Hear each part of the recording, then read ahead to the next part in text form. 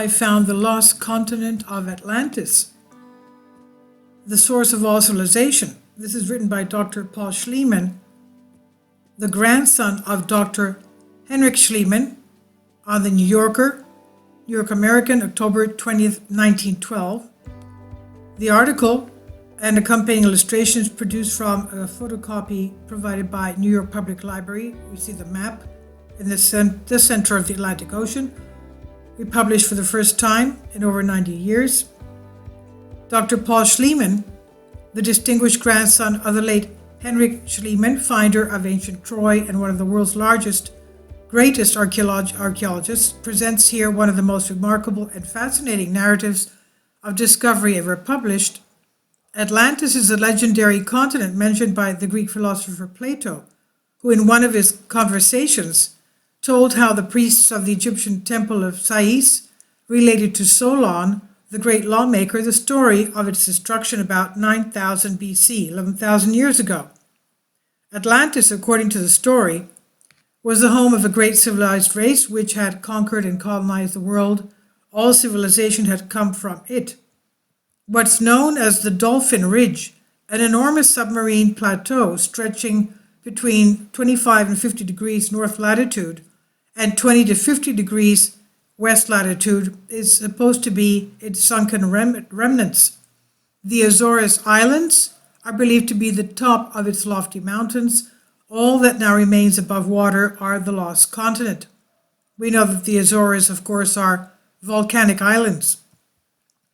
Now, if Dr. Paul Schliemann can prove his points, the greatest world mystery will have been untangled. The history of our race must be reconstructed, and many enigmas will be answered finally. It's curious coincident that at the time Dr. Schliemann is making known his discoveries, an expedition setting out from England to recover treasures from sunken cities in the Bay of Campeche off the Yucatan Peninsula. These cities were located by Dr. Ernest Marjolies after 4 years in Central America, and he also has evidence that which he believes proves them to be part of a colony of Atlantis and sunk in the same convulsion which destroyed the mother country. Dr. Paul Schliemann's story is as follows. This is what he writes. Some days before my grandfather, Dr. Henrik Schliemann, the real discovery of the great Mycenaean civilization whose history is preserved in the books of Homer, died in Naples in 1890, he left a sealed envelope in care of his closest friends. The envelope bore the following inscription. This can be opened only by a member of my family who solemnly vows to devote his life to the researches outlined herein. Just an hour before my grandfather died, he asked for a piece of paper, and as for a pencil, he wrote with a trembling hand, quote, confidential addition to the sealed envelope. Break the owl-headed vase. Pay attention to the contents. It concerns Atlantis. Investigate the east of the ruins of the Temple of Sais and the cemetery in Chacuna Valley. Important night approaches. Lebewol. So he closed it in an envelope and directed the nurse to send it to the friend whom he had entrusted with the other package. This was done.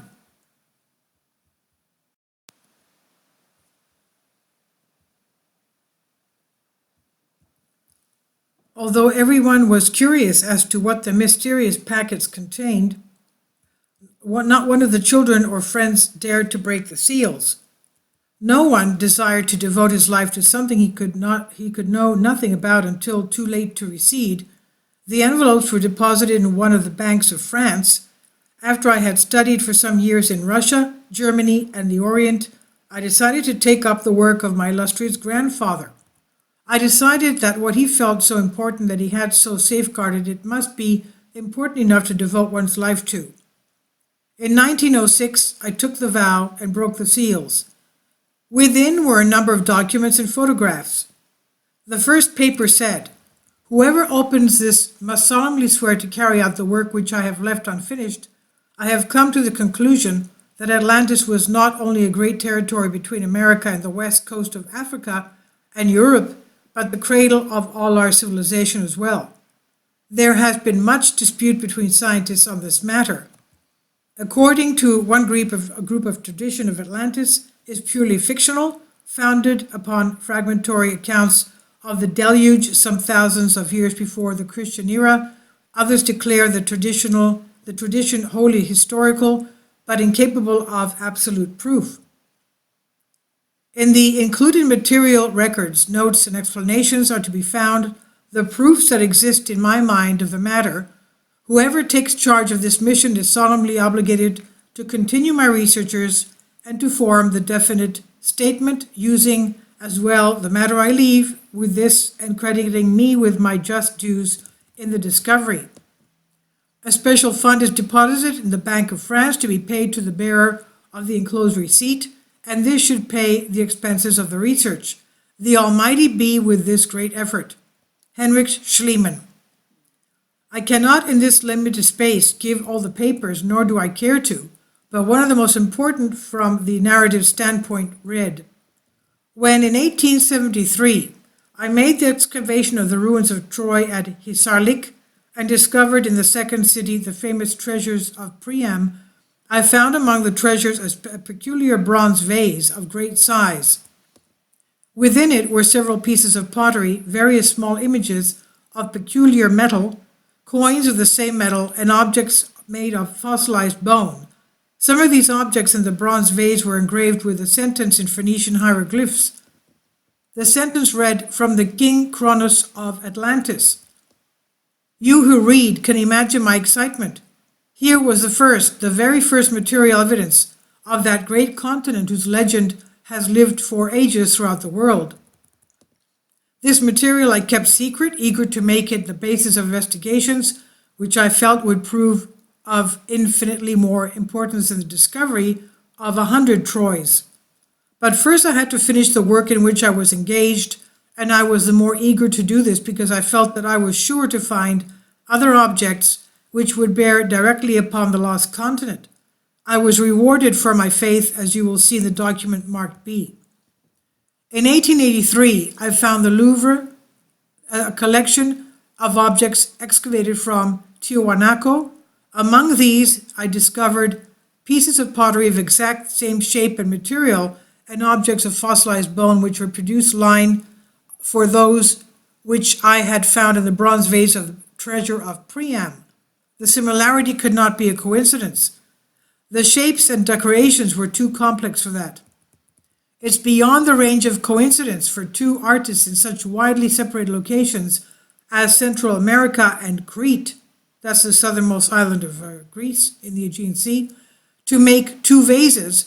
I mention only one of the objects, of exactly the same shape, the same size, and with curious owl's heads arranged in just the same way on each.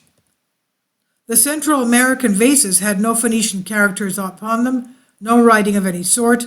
I hurried away to examine again my own objects, and by tests and exhaustive examinations, became convinced that the inscriptions had been made by other hands after the objects themselves had been manufactured. I secured pieces of these simulacrums from Tiwanaku and subjected them to chemical and microscopic analysis. These tests proved conclusively that both the Central American vases and those from Troy had been made from the same peculiar clay, and I learned later, further and definitively, that this clay does not exist either in Old Phoenicia nor in Central America. The metal objects I had analyzed because I could not recognize what they were made of. The metal was unlike any I had ever seen. The chemical analysis showed the material to be platinum, aluminum, and copper, a combination never before found in the remains of the ancients and unknown today. Objects then, perfectly similar and having unquestionably a common source, were found in such widely separated countries as these. The objects themselves are not Phoenician, Mycenaean, nor Central American. What is the conclusion? That they came to both places from a common center. The inscription on my objects gave that center. It was Atlantis. That the objects were held in great veneration is shown from their presence among the treasure of Priam and the special receptacle that held them. Their character left no doubt that they were objects of sacred ceremonies and from the same temple? Were they the remains of a worship which had existed on Atlantis and which that great land had impressed upon colonies and countries as far apart as ancient Crete and Central America? Were these things sent out by the motherland just as Bibles are sent out today from Christendom, and as statues of Isis and her altar paraphernalia were sent by Egypt to her colonies? This extraordinary discovery and my failing health induced me to push more rapidly my investigations. I found in the museum at St. Petersburg one of the oldest papyrus rolls in existence. It was written in the reign of Pharaoh Sent, one of the second dynasty, or 4,551 years BC. It contained a description of how the pharaoh sent out an expedition to the west in search of the traces of the land of Atlantis, whence 3,350 years ago the ancestors of the Egyptians arrived, carrying with themselves all the wisdoms of their native lands. So it says here that the ancient Egyptians were actually Atlanteans. The ancestors of the Egyptians were Atlanteans. This is exactly what the Emerald Tablets written by Thoth the Atlantean states. Now going back to this, the expedition returned after 5 years with the report that they had found neither people nor objects which could give them a clue as to the vanished land. Another papyrus in the same museum, written by Manetho, the Egyptian historian, gives a reference of a period of 13,900 years as the reign of the sages of Atlantis. The papyrus places this at the very beginning of Egyptian history. It approximates 16,000 years ago. An inscription which I excavated at the Lion Gate at Mycene in Crete recites that Misor, from whom, according to the inscriptions, the Egyptians were descended, was the child of Ta'ut, or Thoth. Okay, so the Egyptians descended from the child of Thoth, the god of history, or Hermes the Triune, right? Hermes Trismegistus, and that Thoth was the emigrated son of a priest of Atlantis, who, having fallen in love with the daughter of King Kronos, escaped and landed after many wanderings in Egypt. He built the first temple at Sais, and there taught the wisdom of his native land. This full inscription is most important, and I have kept it secret. You will find it among the papers marked D. I cannot go further here into more than a small part of the enormous mass of evidence and its material evidence of this continent of Atlantis that my grandfather had collected. I must pass to the end of this remarkable document. One of the tables of my Trojan excavation gives also a medical treatise of the Egyptian priests, for there was a communication between Crete and Egypt for many centuries for the removal of cataract from the eye and ulcer from the intestines by means of surgery. I have read almost a similar formula in a Spanish manuscript in Berlin, whose writer took it from the Aztec priest in Mexico. That priest has gotten it from an ancient Mayan manuscript. In coming to my conclusion, I must say that neither the Egyptians nor the Mayan race that made the civilization of Central America before the Aztecs were great navigators. They had no ships to cross the Atlantic, nor did they. We can dismiss the agency of the Phoenicians as a real link between the hemispheres. Yet the similarity of Egyptian and Mayan life and civilization is so perfect that it is impossible to think of it as an accident. We find no such accidents in nature or history. The only possibility is that there was, as the legend says, a great continent that connected what we now call the New World with what we call the Old. Perhaps at this time, what there was of Europe and America was populated with monsters. Africa possibly had a monkey-like Negro race. Man, in our sense, had not overrun them, but there was a land where civilization as high as that we now know, and perhaps higher, was flourishing. Its outskirts were the edges of wilderness. It was Atlantis. From Atlantis came the colonies that settled Egypt and Central America. I realized that I faced a serious problem indeed, despite all the astonishing evidence, greater far than anyone dreams, left me by my grandfather.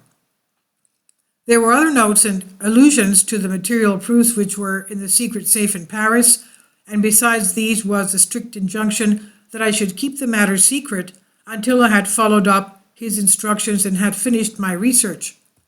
For 6 years I have worked indefatigably in Egypt, in Central and South America, and in all the archaeological museums on the globe.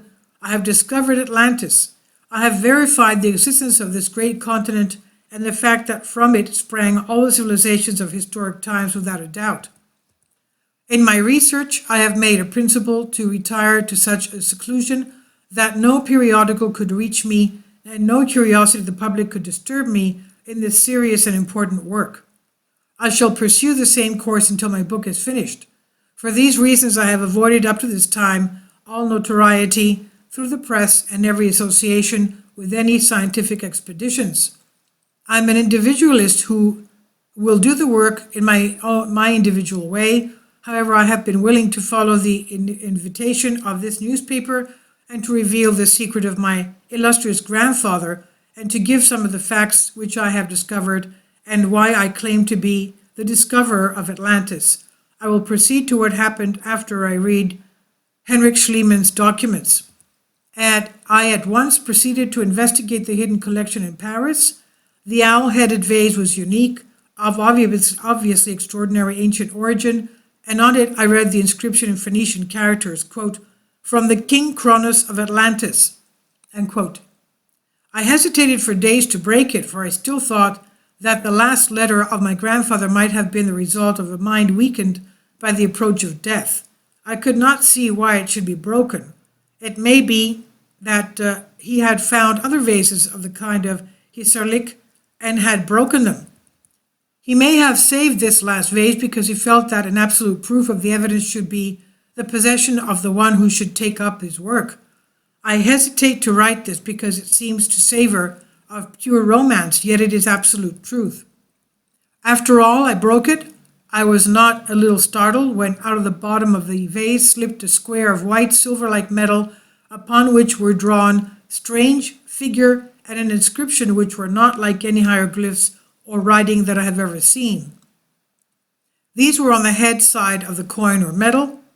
On the obverse side was engraved in ancient Phoenician, quote, "Issued in the temple of transparent walls," end quote. How did the metal get in the vase? I do not know. The neck was too small for its insertion, but there it was, and it had been embedded in the clay of the bottom, and my grandfather had evidently known it was there.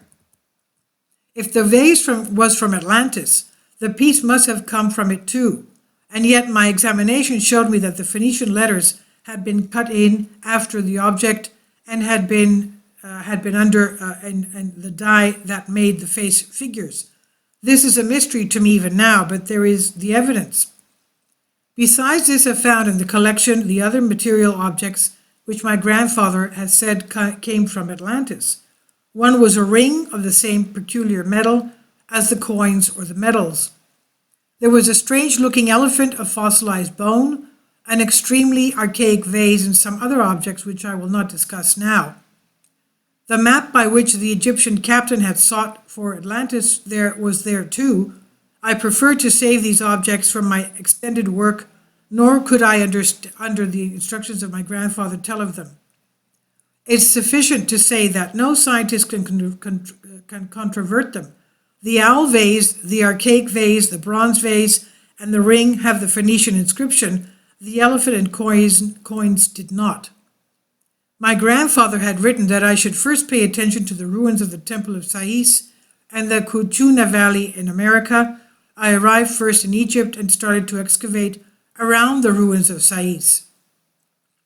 I worked a long time in vain. I found interesting pieces of antique ceremonial and astronomical uses, but no traces of what I wanted. But one day I made the acquaintance of an Egyptian hunter who showed me a collection of old medals he had found in a sarcophagus in one of the tombs nearby. Who can describe my surprise in finding among his collections two of the same design and size of the white metal I had found in the vase of Troy? The figures were not so lain of detail, and the inscription was lacking, but they were undoubtedly of the same origin as of mine. I procured them from the hunter and I investigated the sarcophagus.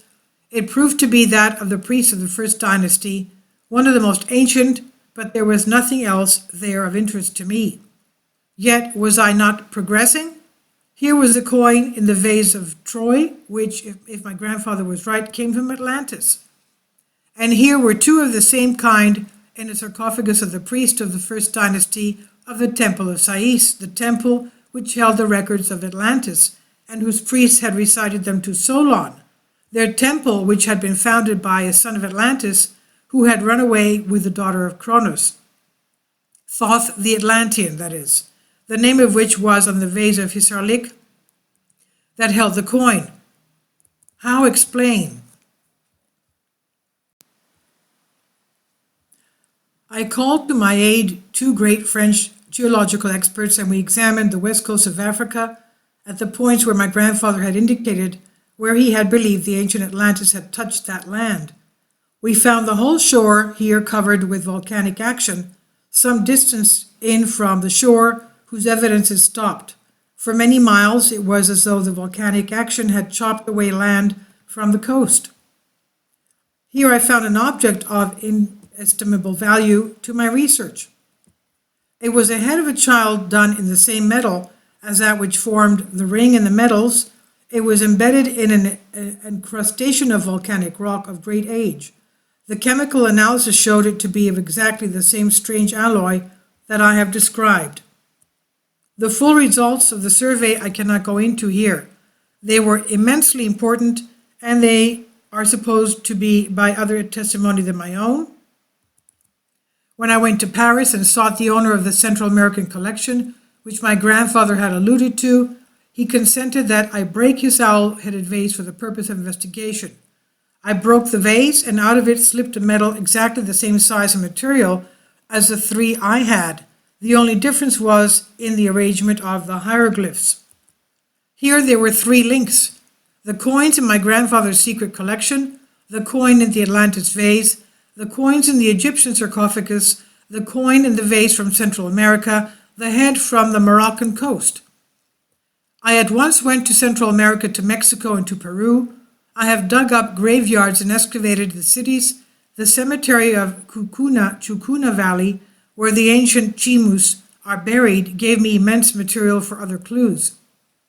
I will say that although I found fragments of the owl-headed vases, I found no more metals there, but what I did find was just as important. There are inscriptions which will startle the world, and I found other metals of the Pyramid of Tiwanaku in Mexico of the same alloy, but with different script. I have reasons for saying that the strange metals were used as money in Atlantis 40,000 years ago. These reasons are based not only on my own researches, but upon those of my grandfather, which I have not mentioned. The Temple of Transparent Walls was one of the national treasuries of the lost continent of Atlantis. As the Atlanteans, and after them the Egyptians, the Mayans, and the Chimus were hieratic nations, in other words, they had priests, it was natural that a temple was considered as the center and foundation of social political life, as well as the cradle of art, science, education, and religion. Among the facts that I have to reveal in my book, there are clear indications that of the city of the Golden Gates, as it was called, and two clear references to the Temple of Transparent Walls. The Atlantean Temple of Transparent Walls was usually a high public place. Its operations were open for the masses. Did the words transparent have a symbolic meaning, or did there really exist a temple with transparent walls? I do not know. However, I can prove that the Phoenicians got their knowledge of glass making from the people who lived beyond the Pillars of Hercules, that is, from Atlantis. It's necessary to say that the country which used the ancient metals as an equivalent of labor had a more advanced currency system than we have at present. I pass for lack of space over the hieroglyphics and other evidences which I have discovered that show that the civilizations of Egypt, of Mycenae, and Central America, South America, and the Mediterranean had a common origin. They will be incontrovertible. I pass on to the translation of a Maya manuscript, which is part of the famous collection of Le Plongeon, the Troano manuscript. It can be seen in the British Museum, and it reads, "In the year of 6 Khan, on the 11 Mulik, On the month Zak, there occurred terrific earthquakes, which continued without interruption until the 13th Chuan. The country of the hills of mud, the land of Mu, was sacrificed. Being twice upheaved, it disappeared during the night, being continually shaken by the fires of the under earth. Being confined, these caused the land to sink and rise several times and in various places. At last the surface gave way, and then 10 countries were torn asunder and scattered. They sank with their 64 million of inhabitants 8,000 years before the writing of this book. So 64 were victims to that, 64 million. In the records of the old Buddhist temple in Lhasa, there is to be seen an ancient Chaldean manuscript written about 2,000 years BC, and it reads, "When the star Dal fell on the place where is now only sea and sky, the 7 cities with their golden gates and transparent temples quivered and shook like the leaves of a tree in storm. And behold, a flood of fire and smoke arose from the palaces. Agony and cries of the multitude filled the air. They sought refuge in their temples and citadels, and the wise Mu, the hieratic of Ramu, rose and said to them," the priest that is, "Did not I predict all this?" So the priest even predicted the demise of the continent of Atlantis. "And the women and the men in their precious stones and shining garments lamented Mu, 'Save us.' And Mu replied, 'You shall die together with your slaves and your riches, and from your ashes will rise new nations. If they forget they are superior, not because of what they put on, but of what they put out, the same lot will befall them.' Flame and smoke choked the words of Mu. The land and its inhabitants were torn into pieces and swallowed by the depths in a few months." How account for these 2 stories, one from Tibet, the other from Central America, each mentioning the same cataclysm and each referring to the land of Mu? When I throw open all the facts that I have, there will be no mystery about it. Let me now go back for a moment to that document of my grandfather which I have quoted and which was the basis of my research. After telling of the inscription which he had found in the dome tombs of Mycene, he said, "The religion of Egypt was preeminently sun worship. Ra was the sun god of the Egyptians. The religion of the Mayas in Central America was the same. Ra-Na was the sun god of the ancient Peruvians. My long archaeological studies of various nations have proven that all of them show their earliest childhood and maturity, but I have failed to find any traces of a rude and savage Egypt or a rude barbarous Maya race. I have found both these nations mature and their very earliest period skillful, strong, and learned. I have never found a time when they lacked an ability to organize their labor, nor lacking an ability to dig canals, build highways, pyramids, and temples, to irrigate fields, nor a time when they did not know medicine, astronomy, and the principles of highly organized government. Like the Mayas, the Egyptians practiced monogamy, and they built their cities and temples in the same style, exhibiting a technical knowledge and skill that remains a puzzle to the engineers of this age. Neither Egyptian nor Mayas were a black race. Both nations had slaves and an intellectual caste, but the relations between the classes were cordial and humane. Their basic principles of government were the same. Lepsius found the same sacred symbols in the ceremonies of Egyptians as in the Peruvians. Le Plongeon, the great French archaeologist, recovered at Chichen Itza in the Yucatan the figure of a god who was club-footed and bore in every way the attributes of a great god Thoth of the Egyptians. In the Egyptian and American pyramids, the outside was covered with a thick coating of smooth, shining cement of such strength as our builders are unable to get. Humboldt considered the pyramid of Cholula of the same type as the Temple of Jupiter in Belus. In both America and Egypt, the pyramids were built the same style. I have found the pyramids on both sides of the Atlantic, with their 4 sides pointing astronomically like the arms of the cross in the same directions. In both the line through their centers is on the astronomical meridian. The construction in grades and steps is the same, and in both cases the larger pyramids are dedicated to the sun. So what the lost Atlantis is supposed to have been? A great island in the Atlantic opposite the Mediterranean, the remnant of a mighty continent which once reached from the west coast of Africa and Europe to the shores of Central America. The ancient world had a clear tradition of it. It was utterly destroyed in a day and a night by cataclysmic volcanic outbursts and sank beneath the sea with all except a few of its millions of inhabitants. It was the region where mankind first rose from barbarism to a civilization more advanced than that of ours today. It became, in the course of hundreds of thousands of years, a conquering nation. It colonized Egypt, the west coast of Africa and Europe, Central America, the shores of the Gulf of Mexico, the Mississippi Valley, the Pacific coast of South America, the Mediterranean, the Baltic, the Black Sea, and the Caspian. It was the cradle of civilization, and the civilization of the ancient world and our civilization today are direct shoots of the Atlantic culture.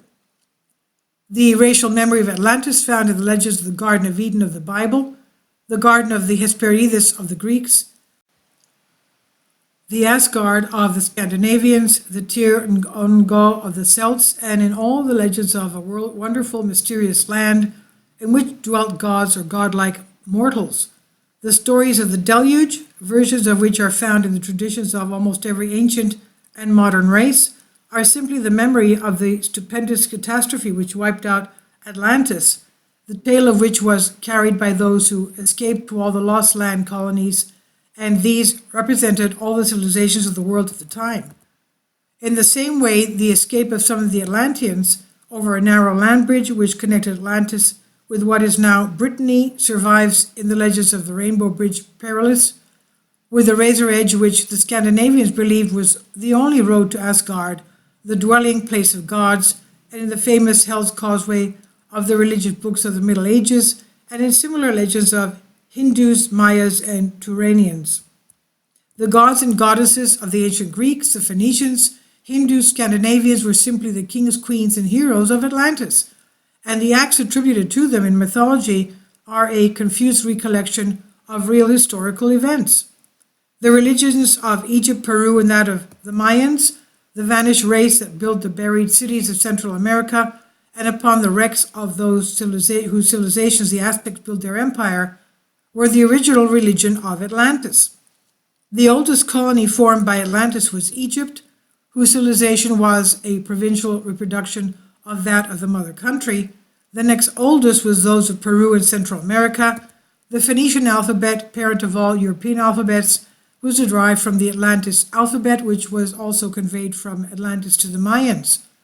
The symbols and hieroglyphs of both Egypt and the Mayans came from the same source, and so is explained their similarity too great to be accidental. Atlantis was the original site of the Indo-European family of nations, as well as the Semitic and possibly the Turanian. The Atlanteans had full knowledge of electricity, steam, and other natural forces. They also had airplanes, power ships, and explosives. They were prodigious engineers and the first workers of iron. They used gold and silver and a vanished precious metal known as orichalcum in enormous quantities for ornamentation. So who Dr. Heinrich Schliemann was and the treasuries he found. So obviously this is from his grandson, Dr. Paul Schliemann, and it explains a lot about why we have high technology and ancient technology in various locations of the earth. They all came from Atlantis. And the fact that the ancient Greeks said that the gods of Olympus, the demigods, the gods with a small g, were extraterrestrial and Atlanteans. All this is explained here. This is on Humans Be Free, and I'll leave a link below for you. Please leave your comments. Thank you for your support. Kindly support my Patreon account. The daily posts are 5 videos daily, and they are totally different from what I have on my YouTube channel. Thank you so much for your support and that you find all my content so interesting. You'll find the Patreon account details in the description box below.